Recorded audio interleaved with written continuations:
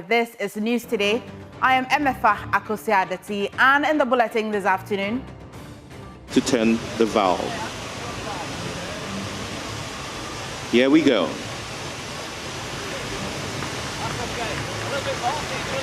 The president turns the valve. And after nearly 15 years since Ghana turned on the valve for its first oil, we tell you how Ghana has used proceeds from its oil revenue after declining production continues to threaten its future. As well in the bulletin, former GRA Commissioner General Reverend Amishadai Owusu Amwa in deep trouble as Strach finds him guilty of procurement breaches and corruption-related offences that caused financial loss to the state. We have details. And as well, a public health disaster is brewing in Winneba, where residents are forced to survive on dirty tap water because the town's treatment plant is unable to purify the Galamsey-tainted River Ayensu. To marvel you to see the color of water being yellowish, containing some particles, such that even if you wash with a cloth that is white, you end up staining it. We'll bring you more in our continuing series, Dear Bahama, Stop Galamsey. We'll also tell you the story of Opoku-Wari School's Stephen Kofi Apemaba, who has faced defeat, doubt, and weight of expectations. But through it all, one lesson is written bold. You don't stop just because it hurts. I have this persona that they build about me that maybe Stephen is like I'm not so socialistic with people. Stay with us for these and more. Joy News, independent, fearless, and credible.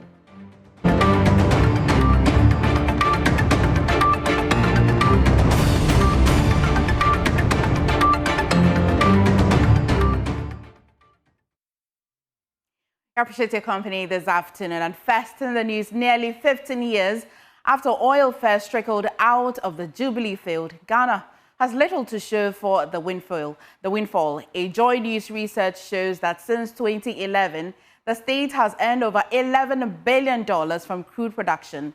Yet, the transformation once promised has proved elusive. Output is falling steadily since 2019, weakening state revenues year after year. The question today is not whether the country has benefited from petroleum, but how far the money has carried it.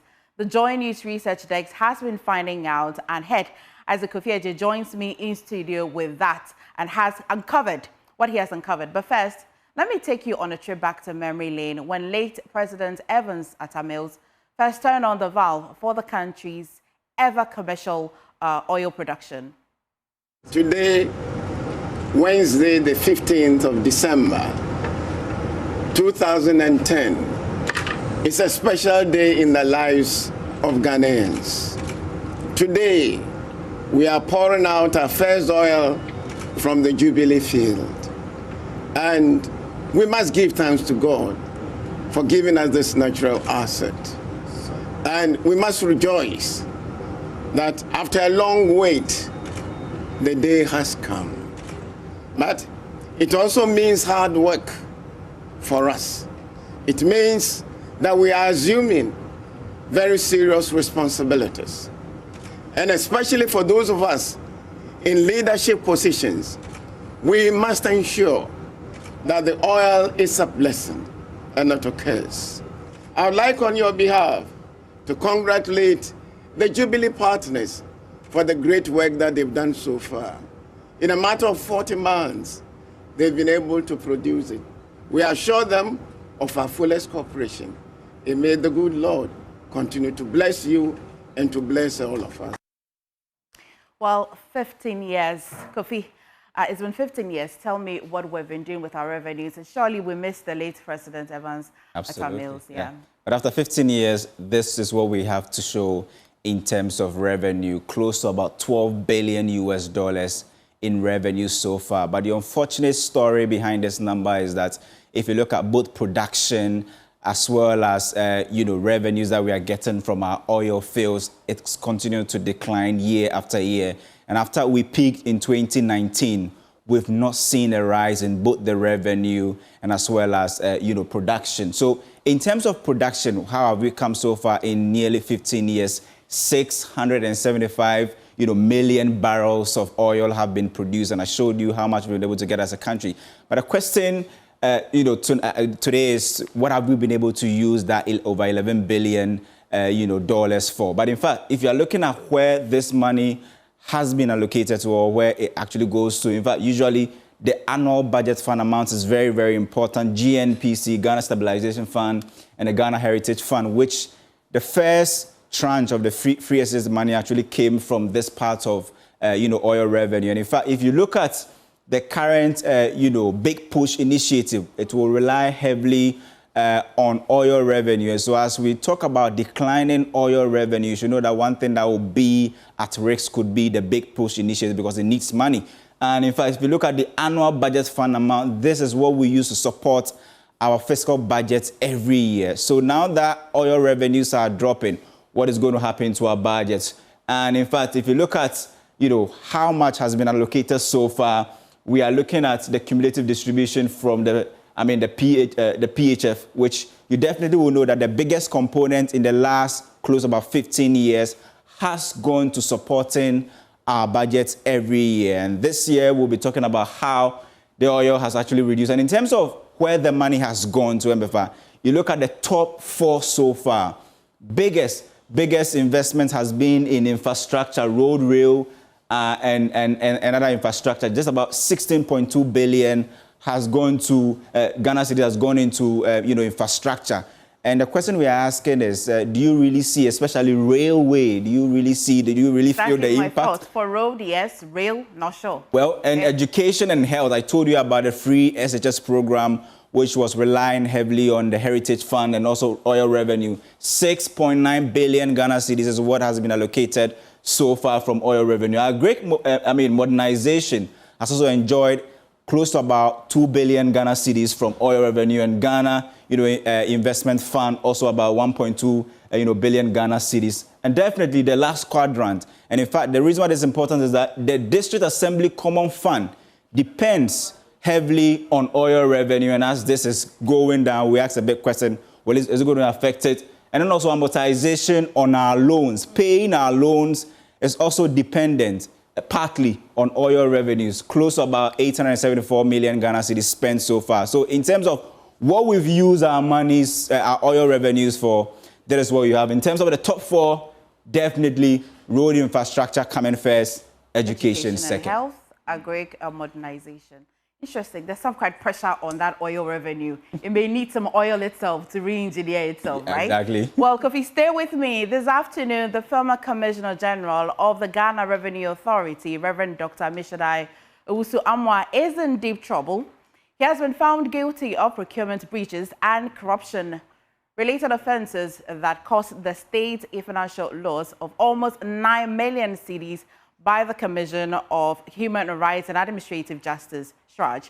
The Commission's report, following a 2022 petition by the pressure group Movement for Truth and Accountability, reveals that the former GRA boss supervised the award of questionable contracts to 3 companies, Rona Motors Ghana Limited, Talino Ghana Limited, and Sagel Motors and Trading Company Limited, for the supply of vehicles and logistics to the authority. We've got details from that report. And of course, Kofi, still with me, will give me the details of this report. Well, MFA, this case has actually traveled for more than 3 years. The petition went to SHRAJ somewhere around 16th October 2022. And according to the SHRAJ report that we are getting these details from, it got to a point where the Movement for Truth and Accountability told SHRAJ that they wanted to discontinue the case.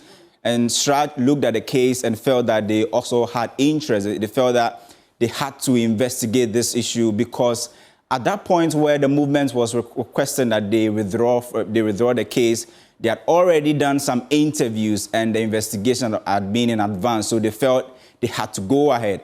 And in terms of what they found, the big headline is that the former GRA boss, Reverend Amishadai, according to the SHRAJ report, says that in terms of procurement breaches, in the procurement of, the items that you spoke about, is about, close about 9 million Ghana cedis, and the actual amount was in dollars, right? Over $800,000, which was converted to, cedis. So approximately 8.97 million, cedis in procurement breaches. And we understand that because of how serious, according to Strat, these infractions are, they are going to forward this case to, the prosecution agency, so maybe the Attorney General and also Yoko to move ahead with the findings. But we are looking at the issue, looking at how, the nature of the issue and the fact that it's corruption related. The question is, are we going to see the OSP also taking interest in this case, or is it going to just sit with the Attorney General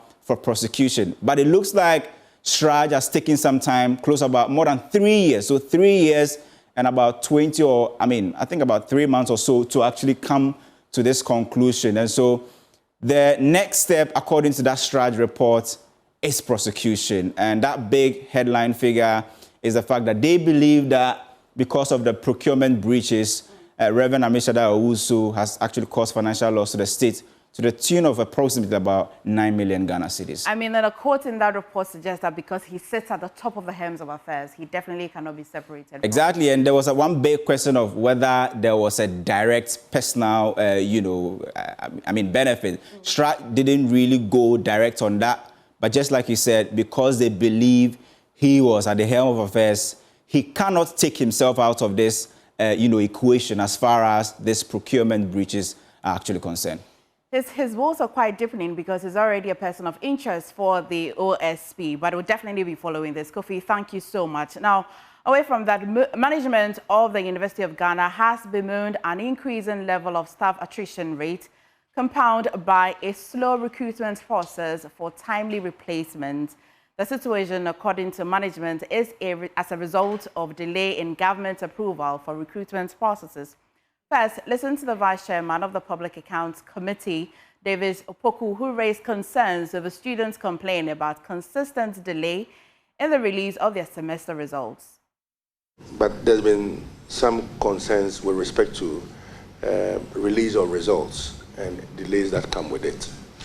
And I just got a message from a student, and sometimes it becomes quite frightening when you know that results should be released on a specific day, but they are delays in that.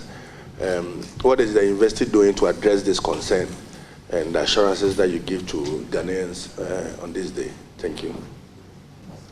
In elsewhere, when they say that results will be released on the 5th of November, on the 5th of November by 2 p.m., all faculties are releasing their results online for you to go and check it out.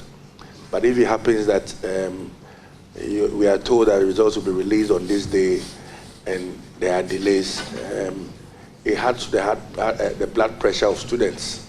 Their BP shoots high because we've all been there. Now, responding to the concern, Vice Chancellor of the University of Ghana, Professor Nana Abba Appiah-Amfo, says the challenge is resulting from staff attrition and delayed replacement. Try to do our best, but we also sometimes have constraints. We have constraints with faculty and staff issues. We get our staff being separated from the universities, but we don't have the liberties to replace them. And that's one appeal that I would like to make, that even if we have to discuss additional clearance for additional staff, at least when people are separated, either through death, transfer, or retirement, we should be allowed to replace them, because that really affects us, and it has the potential to affect the quality of our output. Thank you. Now, James Agyei has been following this at the Public Accounts Committee and joins me. James, so the university also says it has referred some staff to the Yoko. Why? Staff, the school said they have referred to the Economic and Organized Crime Office over some unearned salaries. If you look at the Auditor General's report, which they are answering to, it says about some 8 staff have been captured in the infraction, earning some 555,000 Ghana cedis. According to the Vice Chancellor of the university, some monies have been retrieved from about 2 of the 8 staff, 6 of them, they are still chasing. 1 has been reconciled, and so they have agreed that he did not owe the 60,000 cedis that have been captured in the Auditor General's report. But for 5 of them, they are currently not in the country. They had taken steady leave with pay and have not come back to the country to serve their bond. And so they have referred those to the Economic and Organized Crime Office, who have provided some accounts to them to pay the money into. And so that's the explanation they've been given to the committee, and the committee has given them between 3 months to 1 year to make sure that some of these monies are retrieved from such staff. MFA. I see, James. So today, which other institutions have been appearing? It has been largely universities as we speak. The University of Education, Winneba, is before the committee. Gone by was the UPSA, as well as the Apia Menka University, on some infractions that has been explained, and the committee has discharged them. We're looking forward to the University of Education, Winneba, completing DS to know what the turn of event would be. MFA. Thank you so much, James. Of course, you want to stay with us in our subsequent bulletins for every fallout from the Public Accounts Committee. But away from that, let's talk about another challenge that we're facing as a country. Now, the Eat Ghana Rice campaign is urging Ghanaians and corporate institutions to immediately switch to locally produced rice to avert a looming crisis in the agriculture sector. With 1.3 million metric tons of paddy rice reportedly lying unsold in warehouses nationwide, the campaign warned that failing to increase local consumption will devastate farmers and reverse grains made in domestic rice production. While acknowledging ongoing government support, the group insists that long-term solutions lie in Ghanaians choosing locally grown rice over imported brands to protect jobs, strengthen the economy, and safeguard national food security. Now, Dr. Nana Ama Amenia Opong, Enimopong of the Eat Ghana Rice campaign joins me via Zoom for more. Thank you so much for joining us this afternoon. First of all, paint a picture for us, especially because we have been seeing the statements from agribusiness. What immediate consequences do you foresee if the government fails to intervene within maybe the next 3 months? Well, thank you very much for having me. There is a general challenge we have because the rice that we produced last year is still there.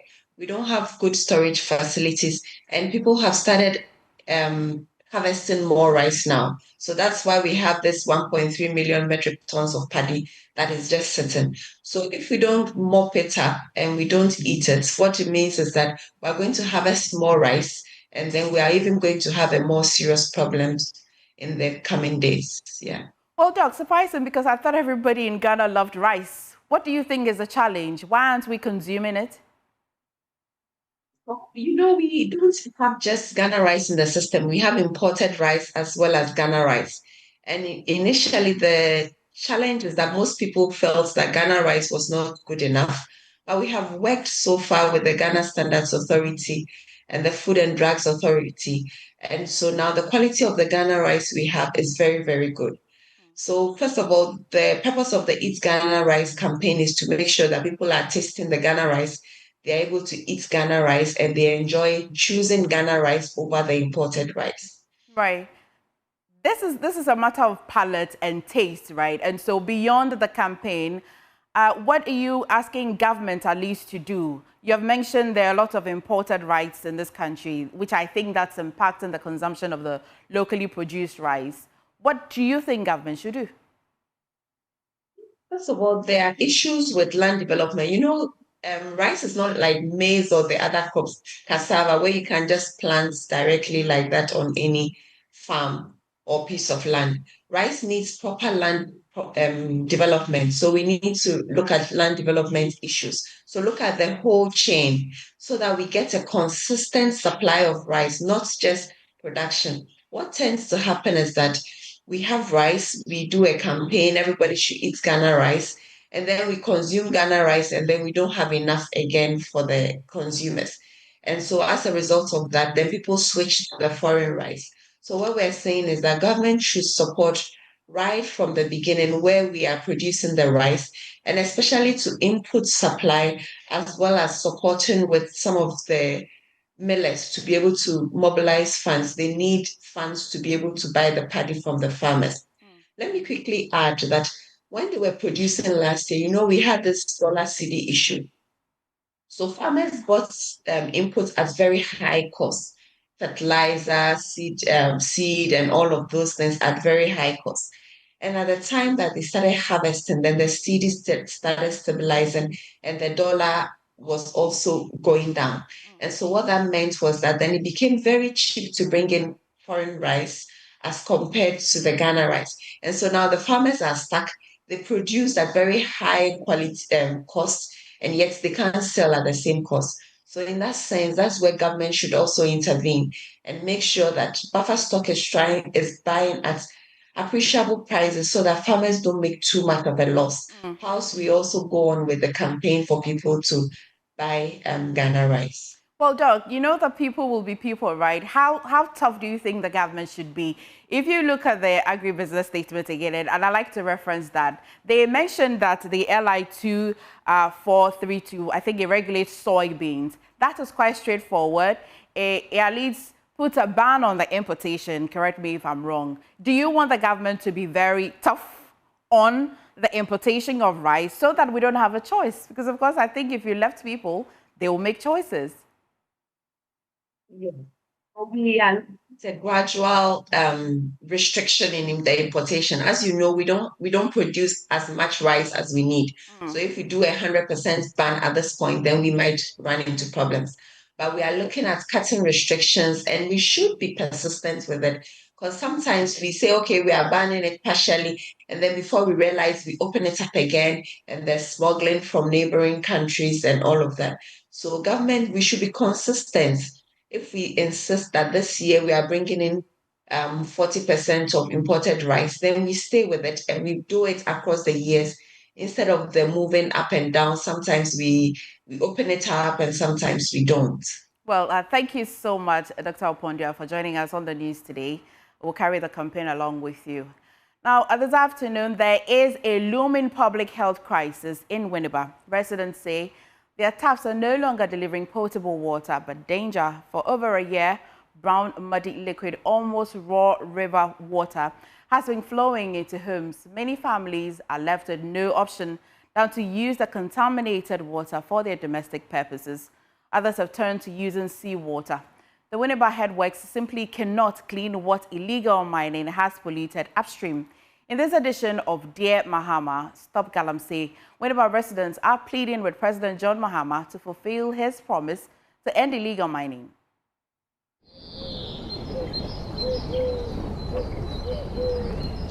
In Winneba, water, the most basic need, has become a daily gamble.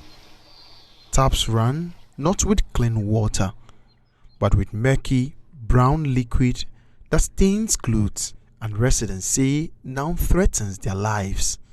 We ended our semester exams last Tuesday, and I went to church to give thanks to God for a successful end of semester and to also seek for traveling mercies as I travel home.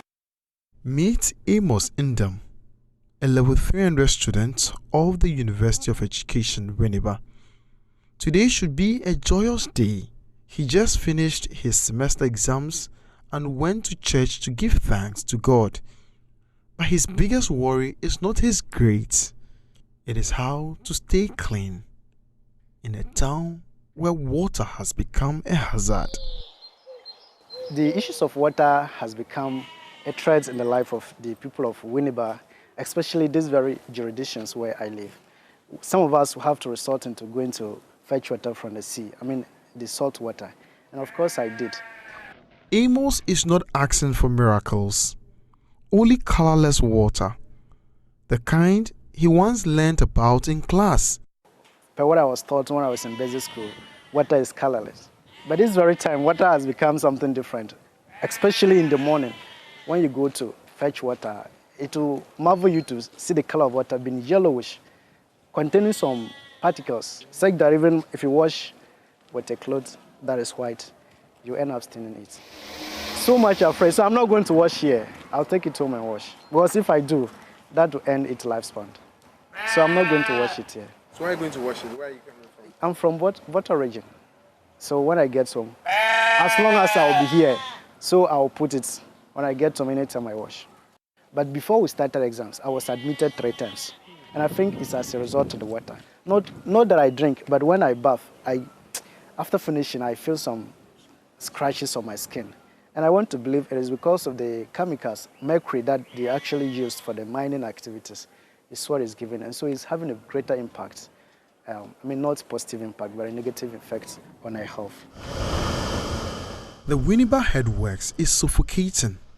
Silt choking its intake. Raw water so polluted it cannot be properly treated.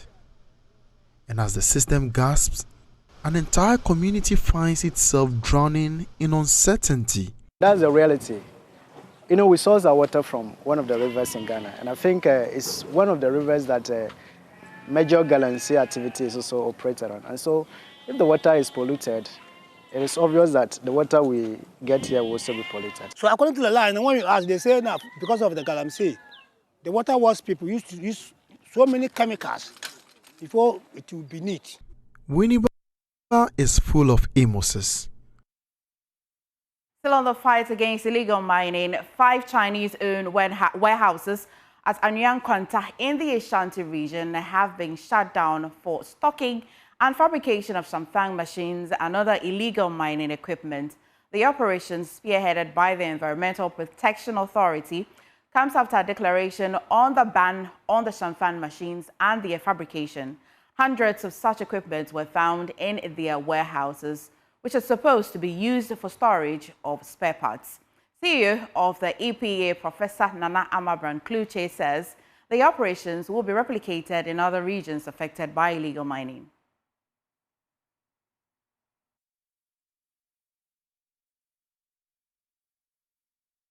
This is the 7th warehouse that the Environmental Protection Authority have been to today. And what they are doing today is that they are enforcing the ban on Shamfang operations, including the importation, the sale, and also the fabrication of Shamfang equipment within the country. Now, in Anyankwanta today, we've been to about 7 warehouses, and all these warehouses are stocking and selling Shamfang machines and other accessories that are used in illegal mining operation, especially on the river bodies and other protected areas within the country. Now, within this place, this is the Longkwa warehouse. Within the place, we can see some of the water pumping machines that have been stocked in here. In other places of this warehouse, they have the Shamfang equipment and other accessories. They are all stocked in, and they are in their hundreds. You can see these are cylinders which are also used in the operations of illegal mining activities. And today, what the EPA and other authorities are saying here are shocking. A lot of these equipment, they've all been brought in to destroy our water bodies, our river bodies in this country. And it's one of the reasons why we are seeing an increase in illegal mining activities, especially on our river bodies. So I have with me Professor Nana Amabran-Kluche, who happens to be the EPA CEO, and she's been on the grounds with her men, looking or observing activities. Madam, a very difficult day it has been. How will you describe the day? Yeah, thank you. Good afternoon to your viewers. This is an operation EPA took a decision to do. And so we're doing exactly what we had planned to do. We are closing down and seizing shops that sell materials or parts or Shamfang, machines that help illegal miners, especially in our water bodies, to operate. So whilst we're advocating for Ghanaians and everyone to stop illegal mining in our water bodies, we also do not need to encourage the shops that support these activities. So we are here to close down the warehouses that sell Shamfang and its accessories and other spare parts of these machines. So we've started in the morning. It has not been easy because the warehouse owners or workers head when we go to the first shop, and they've been informing each other. So we go to places where they lock themselves inside. But we came prepared. So we force the gates open, we enter, and then we see all manner of accessories and equipment that they sell for these machines. And one will ask, if they are operating legally, why would they run to close the shops whilst we are coming? So we know they are not operating legally. Some people have permits to operate the warehouse, but their permit condition, they told us to permit them as EPA, was that they are going to sell spare parts for caterpillars and big trucks. But when we see water pump, we see the mat that captures the gold. We see water hose. We see engines, radiators, and all these machines. This has nothing to do with caterpillars. So we know clearly that they are illegally operating or selling these machines and parts to illegal miners in the country. Large-scale miners do not use these machines. So these are purely for small-scale miners and largely illegal miners. We are within about 500 meters from the point we started from, and already we are closing down 7 of these warehouses. It looks like this stretch has a lot of them within the enclave. How is the EPA strategizing to ensure that these big warehouses and other small retailers are all shut down within the enclave and Ashanti region as a whole? Yes, so we are quite a number on the field now. So we're dividing ourselves into sections to go to these shops and make sure that if they have illegal materials they are selling, we seize them and close them down. So we will do as much as the day will allow us to do, and based on our numbers, we believe we can cover a lot. This is a 3-week exercise we're doing all over the country. And largely, most of the shops we've been to, probably all of them, are owned by Chinese nationals. We've not seen a single Ghanaian-owned shop like this. So we are still on. Maybe we'll meet, maybe we'll not meet. But as it is illegal, we're closing down and taking them on. Finally, before I let you go, even though they are Chinese nationals. Now this afternoon, a mother and her 2 children have been injured after a 3-story building collapsed at Klagon in the Tema West municipality early Wednesday morning. The structure reportedly gave way around 4:30 a.m., sending residents into panic as emergency responders raced to the scene. Rescue teams are working to clear the debris and verify whether additional persons may be trapped under the rubble. The injured victims are receiving treatment at the International Maritime Hospital in Tema Municipality. The Municipal Chief Executive for Tema West, Ludwig Tay Totime, says the developer of the building has been summoned by the Assembly to explain the circumstances surrounding the collapse. He added that a committee will be established to investigate the incident. Meanwhile, residents are urging city authorities to intensify monitoring and enforce building regulations to prevent future tragedies. And my colleague Fatal Bayaga joins me for more on this developing story. Fatal, so you've been at the location all through morning to this afternoon. What's the current situation on ground?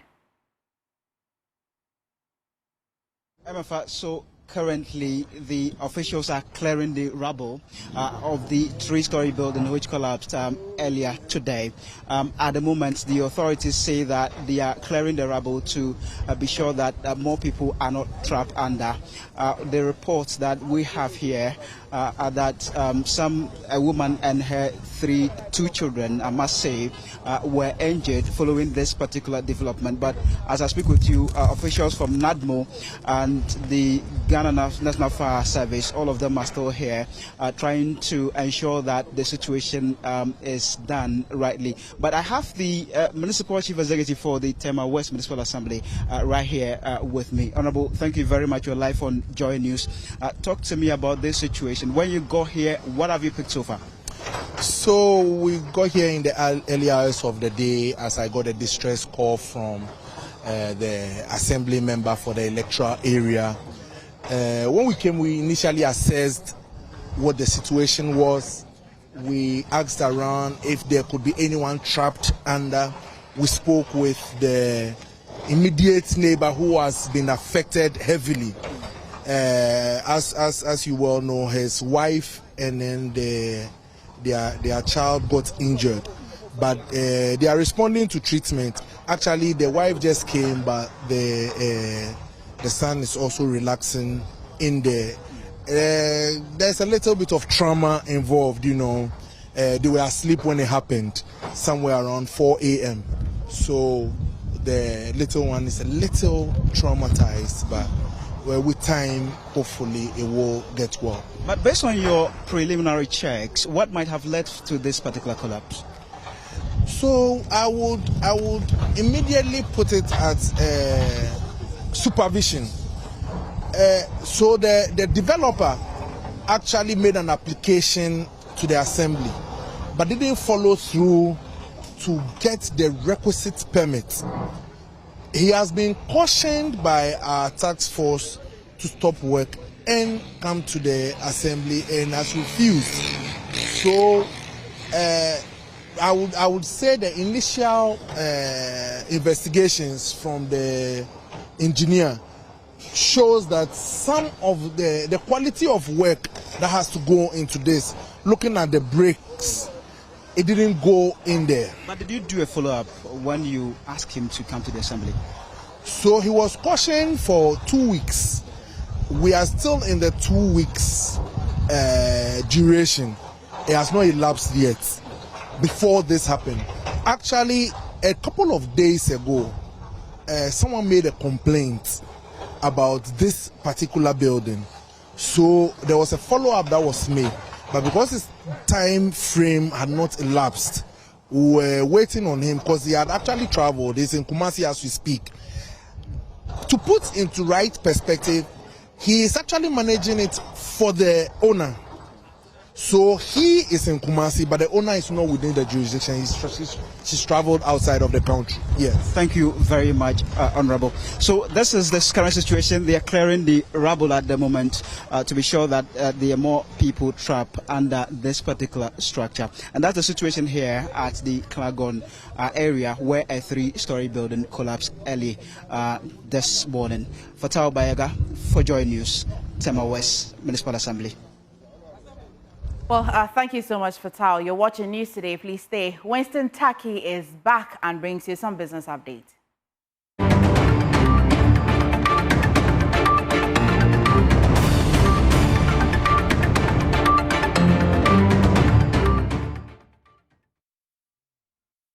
Welcome back to Business here on JoyNews Today. My name is Winston Taki, and out of first business story. Social enterprise Sanitopia, in partnership with the Deputy Finance Minister and the Sujaman MP, Honorable Thomas Nyako Ampem, is driving a new sanitation initiative in Asekuma aimed at improving community health and livelihoods. The project, which will be commissioned on November 14, was completed within 64 days, a feat Richard, a champion of Sanitopia, says reflects a shared commitment to efficiency and impact. Well, look, I think I've come to a stage where I need to give something back to my community. Without the secondary school, Nkonya Senior Secondary School, I don't think I would have been who I am.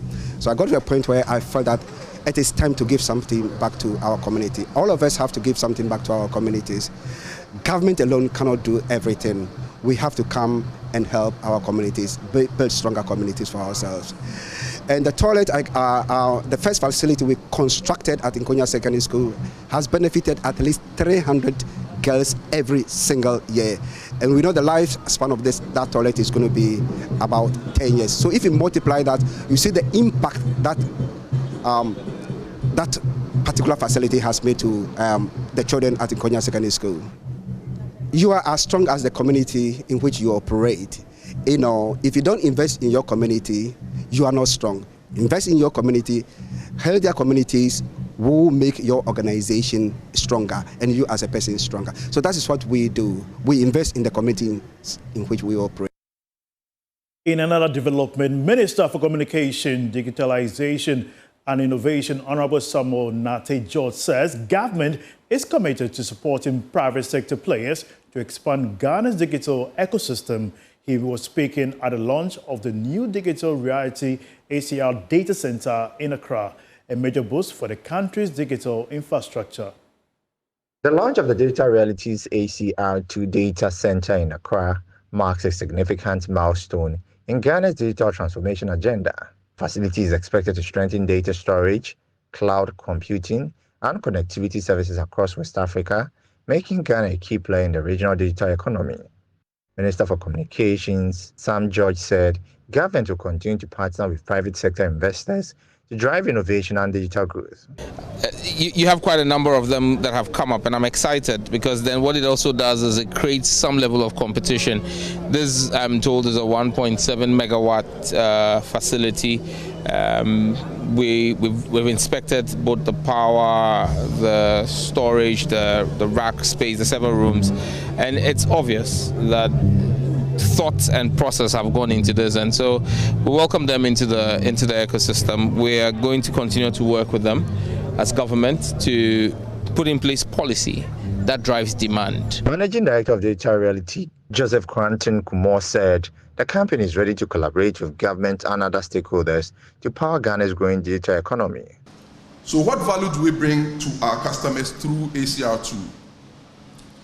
Global expertise with proven operational excellence, a local team that understands the market and your unique business needs, a central location in Accra's business district, bringing global infrastructure closer to your operations.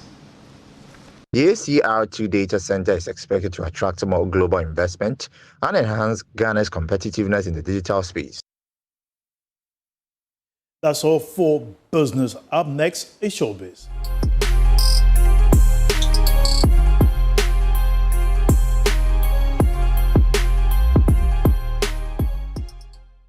Watching News Today, and we're bringing you Showbiz shortly and nearly because Shala is on standby. So Shala, it's Wednesday. What's the juice in Showbiz? Well, the first juice is that G-Step is back. Well, this year we already seen that they have gone for it and they're doing amazing. We saw the winning team, and 2026, we want more young people who are very interested in science, STEM, tech, all of that to go. So let's get right into the story, right? Absolutely. So it's the time again for young innovators to dream big. Applications for the 2026 G-Step Challenge are officially open, giving junior high school students aged 11 to 16 from the Greater Accra region, Ashanti region, and the Volta regions to the chance to design STEM-powered solutions to problems in their community. Now, the G-Step Challenge has become one of Ghana's most exciting platforms for nurturing creativity and innovation among young minds, from robotics and clean energy projects to tech ideas solving real community challenges.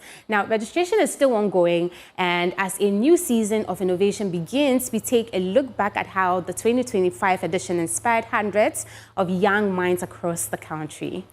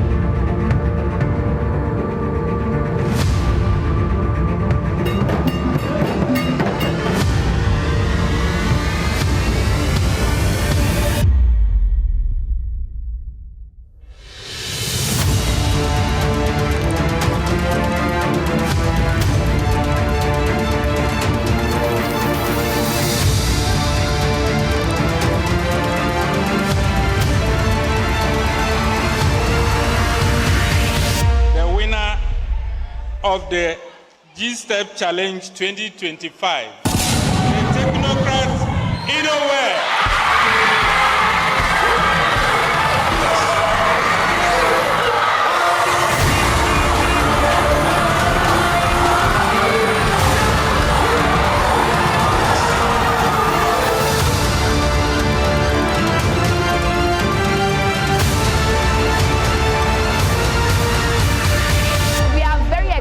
For this prize.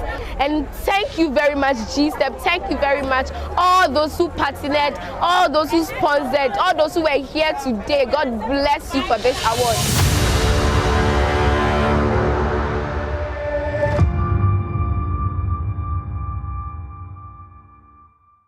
Well, it's a good time to tell you that tomorrow is the grand finale of the 2025 National Science and Maths Quiz grand finale. And we've been engaging the young people who have been part of the quiz so far. Mfansipim School, St. Augustine's College and Opokuwari School are set to battle for glory in the 2025 National Science and Maths Quiz Grand Final. But beyond the equations and experiments, these young minds are thinking about a much bigger contest, the fight for a better Ghana. For Mfansipim's Benjamin Kojobuachi Enim, the fight begins with the country's scars of illegal mining, a menace that has taken lives, poisoned rivers, and stripped thousands of hectares of land bare. Yeah, look around. What's happening around us a lot, quite often, is how often and how rampant galamsey has become, and then like it's really not nice because there are a lot of people that would be coming after us. The future generations also need to benefit from the nature that's around us, and then it's all being destroyed right now. So, if I was to have the opportunity or to be given a platform, probably set up some kind of campaign against it, and then try and make sure that the maximum possible efforts to curb it are put in place so that the environment can be preserved and its continuity can be assured. At St. Augustine's College, Nana Benyin Boafo is driven by another battle, the struggle for mental well-being. With more than 2.3 million Ghanaians living with mental illness, according to the WHO, he hopes to break the silence and inspire conversations about care and compassion, while Opokuwari's David Opoku looks toward a cleaner and healthier Ghana. I think it will be about mental health of people, mental issues. I think mental health is one of the most underrated issues of all time, because people think we can't see it on our body, we can't see any mental issue on our body, so it doesn't really matter. And I think a lot of people are going through a lot, but then they just can't bring it out. So if I had a chance, I would want to help people with mental issues, not necessarily going mad, but then maybe being depressed or too anxious or even nervous before certain activities. I would like to work on cleanliness. I'll do campaign for people to follow me and then keep Ghana clean. Cleanliness, since they say cleanliness is next to godliness. The 2025 NSMQ final is scheduled for Thursday. Well, I'm still pained that Achimota left, but, you know, may the best school win tomorrow. Well, moving away from that, he's been gone for over 15 years, but the king of pop is still dancing at the top, and this time on Forbes money charts. Michael Jackson has once again been named Forbes' highest paid dead celebrity for 2025, earning a staggering $105 million in the past year alone. From sold-out tribute shows to streaming royalties and global brand deals, Jackson's legacy keeps generating millions. This is proof that the music really never stopped. Well, I still wish Michael Jackson was alive so we could do the moonwalk. Because do you want to try? Because you're how old? When he lived, were you here? Well, at least I lived to see him a little bit, but yes. Okay. Well, that's how we end Showbiz. For more entertainment stories, please do log on to myjoyonline.com. Over to you. Are you ready for your moonwalk? Well, we'll moonwalk out to the studio, but that's how we wrap up the bulletin today. I am Emefa Akosi-Adetin. Of course, if you log on to myjoyonline.com, there's so much more to read. Thank you for watching. You will moonwalk. Let's be moonwalking.